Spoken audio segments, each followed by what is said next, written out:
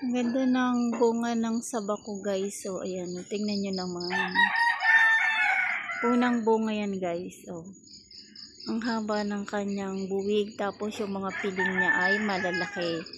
Sana tumaba siya ng matabang-mataba para mabenta natin siya sa magandang presyo. Yan nga talaga, pag mayroon tinanim, may aanihin. Napakalaki naman talaga kasi ng puno din. Ayan o.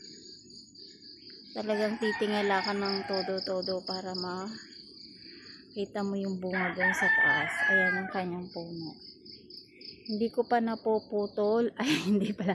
Hindi ko natatanggal pa yung ibang mga patay na sanga kasi yung aking pangtanggal ng sanga ng dahon ay hindi ko pa na ilalagay sa bago niyang tangkay o hawakan na mahaba.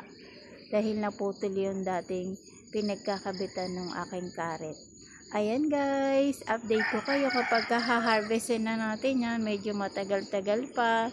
Thank you for watching.